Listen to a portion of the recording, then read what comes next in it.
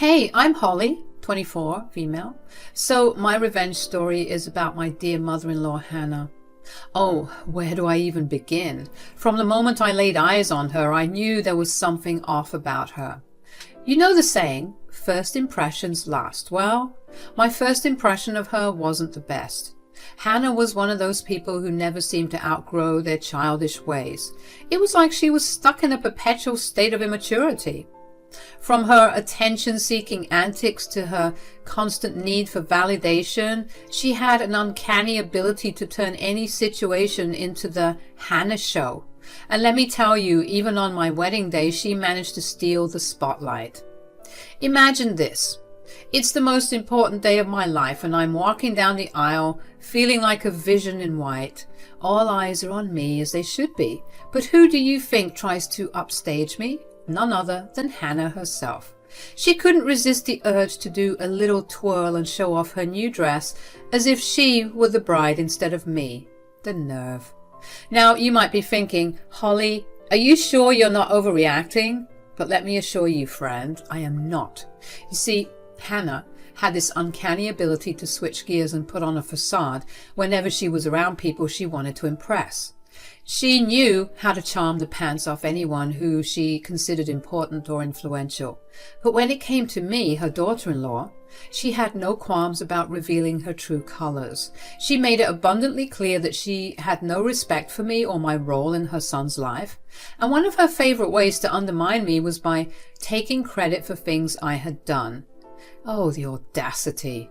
I remember one time I spent hours slaving away in the kitchen preparing a delicious homemade meal for Tyler and me. I had meticulously planned every detail, from the appetizers to the dessert. Just thinking about it transports me back to that time. I had spent hours in the kitchen crafting a culinary masterpiece for my beloved Tyler. The aromas of savory spices and the tantalizing scent of freshly baked bread filled the air. It was a labor of love, a symphony of flavors carefully orchestrated for my husband's delight.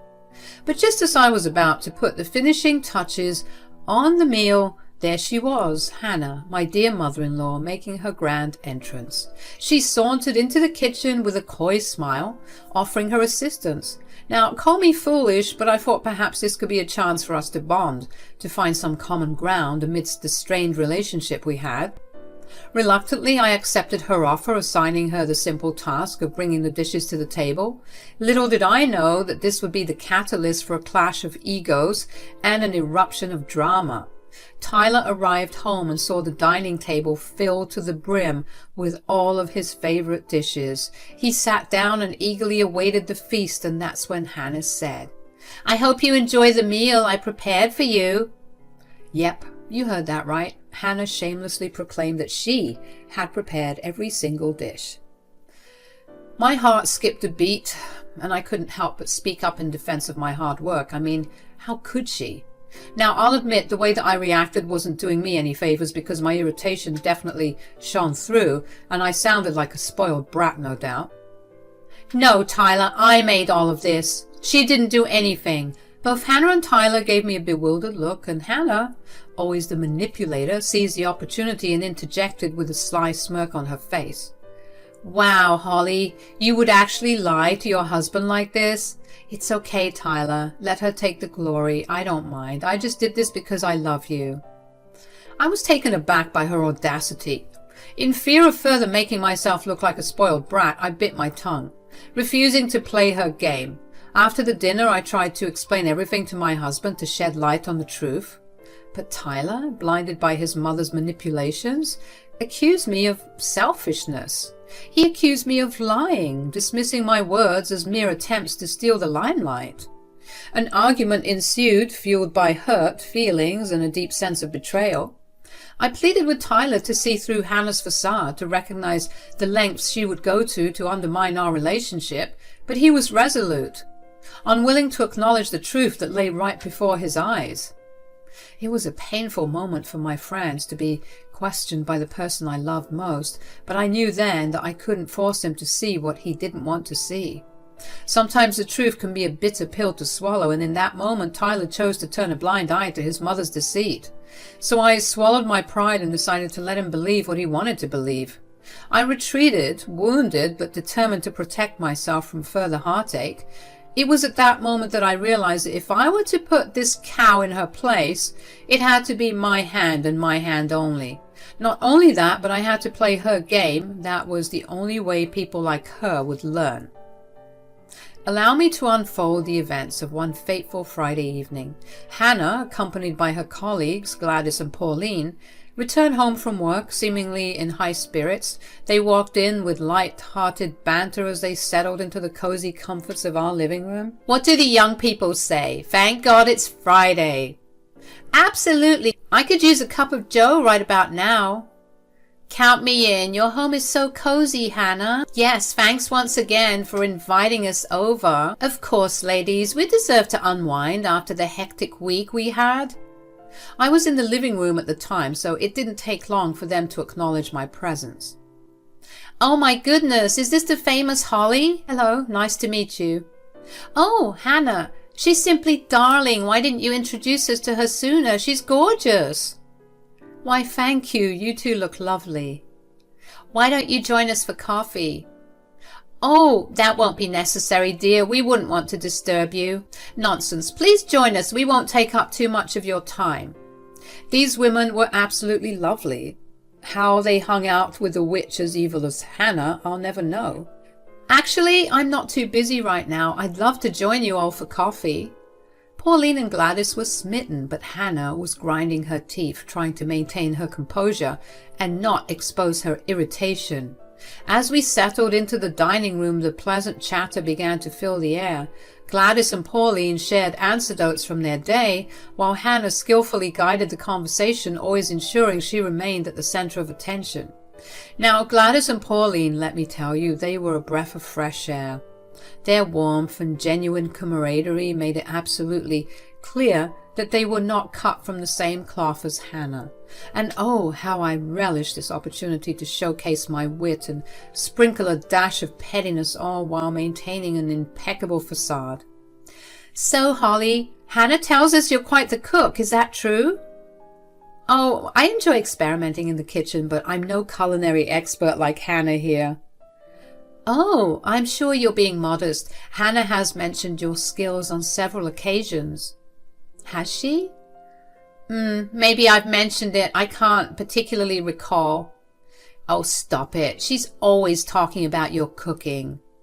Surprising, seeing as she enjoyed being the center of attention. I thought she'd continue to take credit for my work. But she always says that her cooking is slightly better, but I'll have to see it to believe it. Ah, there it is. Well, I do try my best. Cooking is a passion of mine. So, would you say you're better than her? No comment. Oh, meow. Is a catfight about to ensue? Not at all. In fact, one day we should have a live competition for Gladys and Pauline. What do you say, Hannah?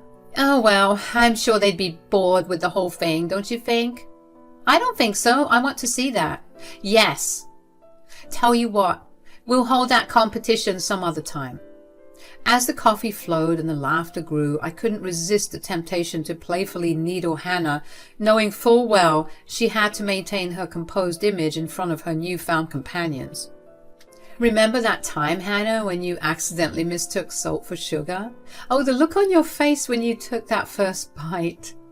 Yes, we all make mistakes in the kitchen, and let's not dwell on that. Oh, Holly, do share some of your favorite recipes with us. I'd love to try them. Of course, Gladys, but you must promise not to confuse my dishes with Hannah's. They may look similar, but the taste will be worlds apart.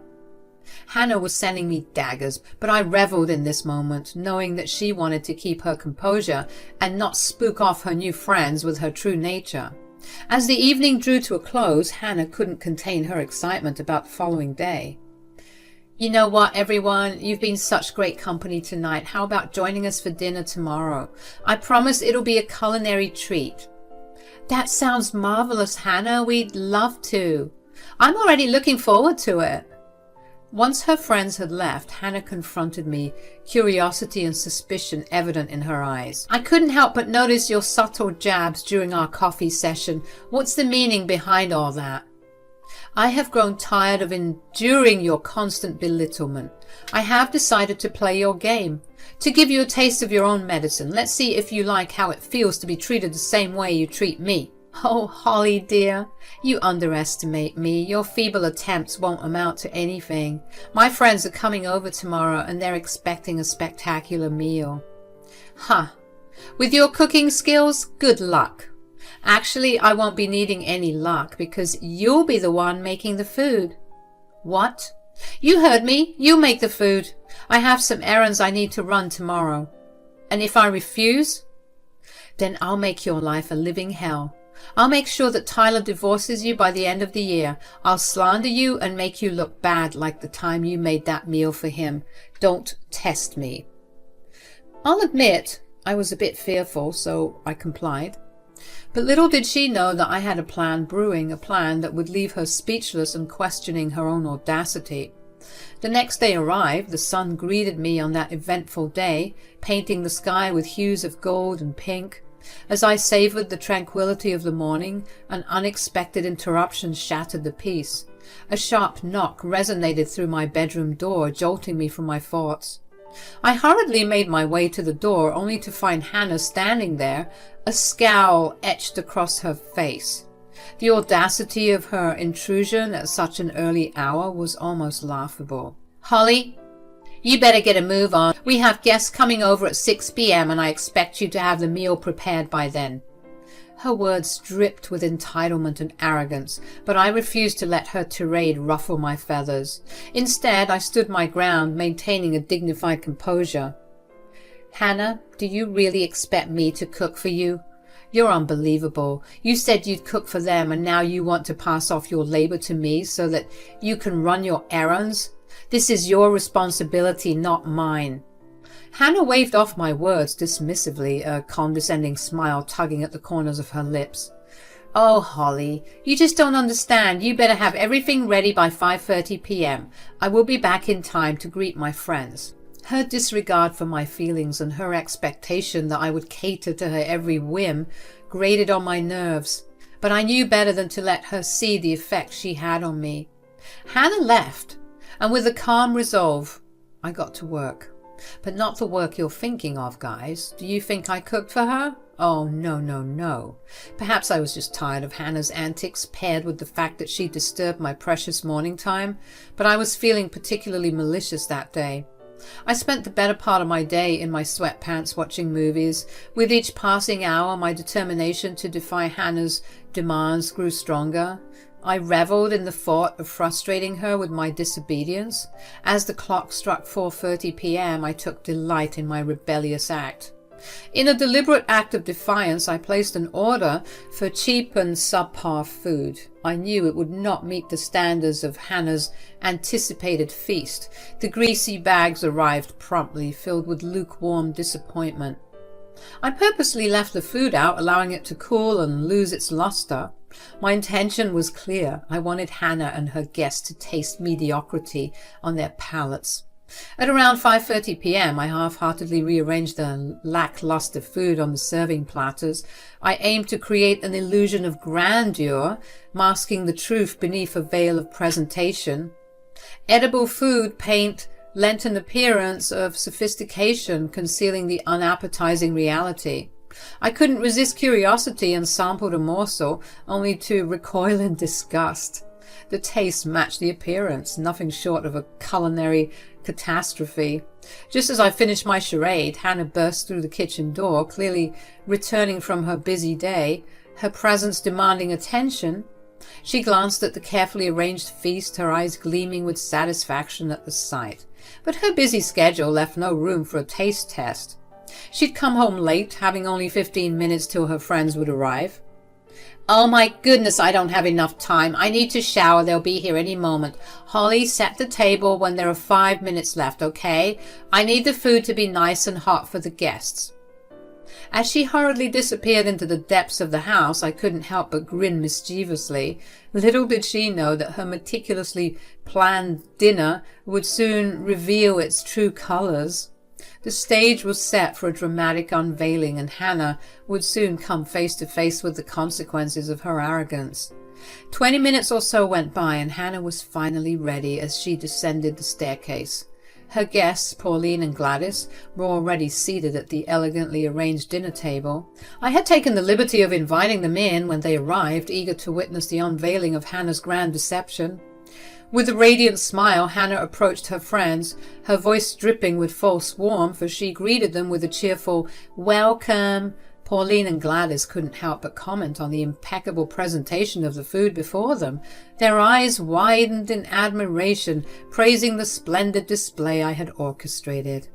Hannah, seizing the opportunity to bask in the glory she believed was rightfully hers, interjected with a triumphant declaration.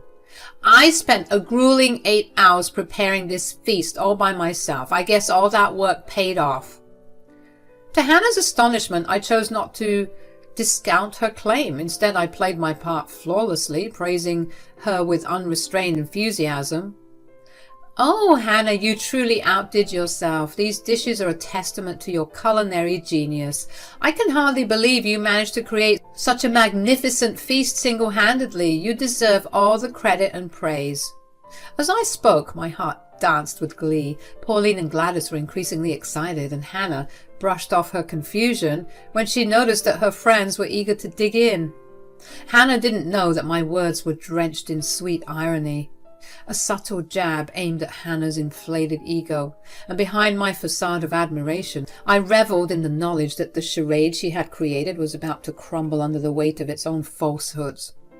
As Hannah watched in disbelief, her co-workers, Pauline and Gladys, took hesitant bites of the meticulously arranged food.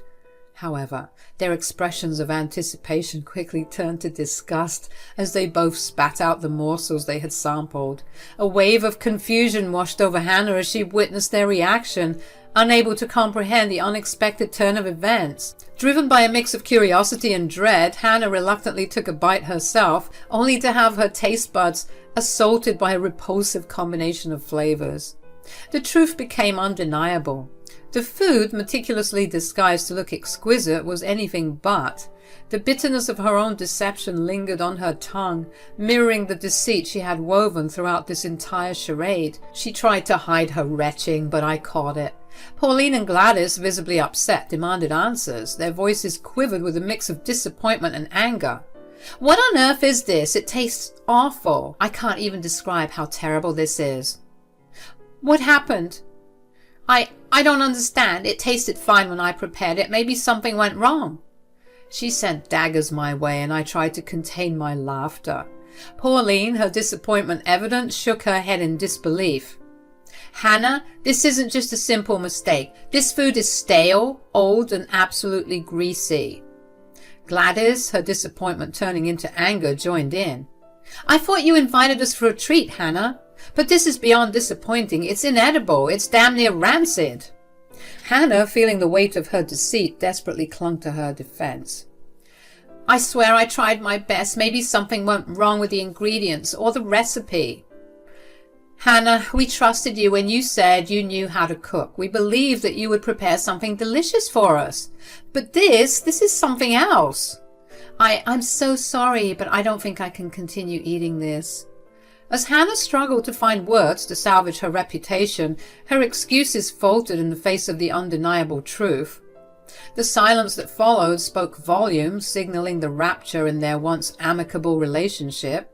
Pauline, her disappointment turning into resolve, spoke with a tone of finality. "I think it's best we go, just because I don't see any way that this could be salvaged." "Yes, I think that's best." "Ladies, please wait. Let's not jump to conclusions. I'll admit today was not a good day. I had a lot on my mind, and then I made these poor quality dishes, but that won't happen again. Please come again tomorrow and I'll show you what I'm really made of." "I'd rather taste Holly's cooking, if I'm being honest, but after the treatment we've received today, I don't think we'll be coming around anymore." "Gladys, how could you say that? And how could you treat your guests like this? I thought that we were friends." "We are friends." "We'll see you at work, Hannah." Unbelievable. I escorted Pauline and Gladys out, apologizing profusely for Hannah's actions. I returned to find Hannah sitting with her head in her hands, contemplating everything. I approached her and I said, "Oh, what happened, Hannah? Your lies finally catch up to you?" "How could you do this to me? Now I'll be a laughing stock at work." "Aw, what a shame. Maybe now you'll learn not to mess with me."